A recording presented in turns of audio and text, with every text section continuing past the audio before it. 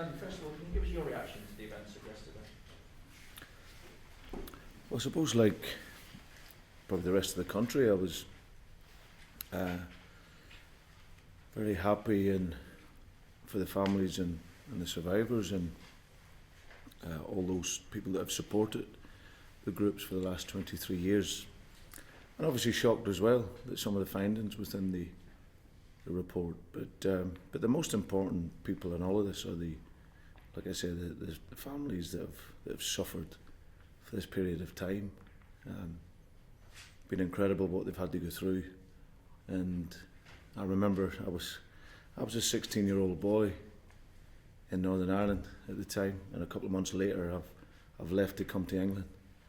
And I now sit here today as a 39-year-old, and the families have just had justice, and it's taken all that period of time, which is absolutely incredible, really. But I think it's the respect that goes out, like I say, to everyone involved in that process over the 23 long, hard, arduous years, that hopefully they find some sort of justice about it yesterday. As someone then coming from outside of the club, did you have any preconceived ideas about Hillsborough and what impact did yesterday have on them?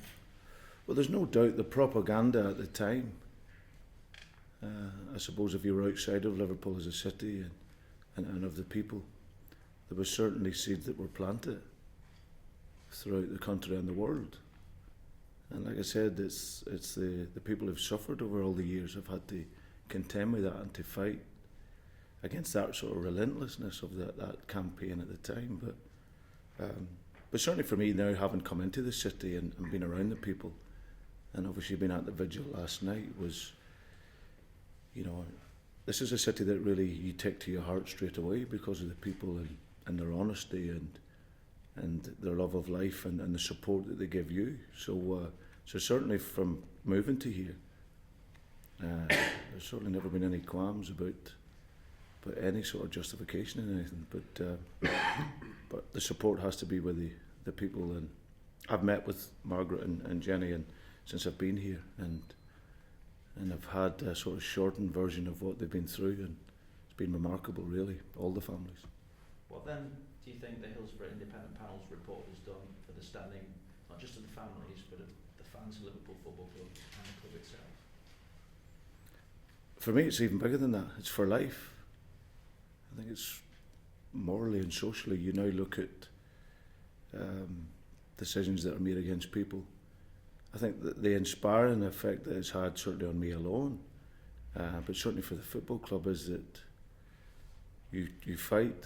There's a cause there, and whatever that cause is, if you feel strongly enough about it, you must be relentless in your campaign and your fight to make a wrong right.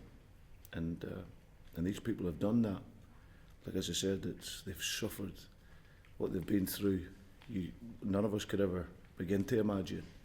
We'll have all suffered death in our families and our lives, but to have it to maybe your son, your daughter, your brother, your sister, and then to have a campaign against that, you could never begin to imagine what that must feel like. So I think, as I said, I think everyone will draw inspiration from how hard they've fought and the time, the effort, as I said, that goes into protecting those loved ones. And I think it's not just a message for the football club in the city, but I think it's a world message.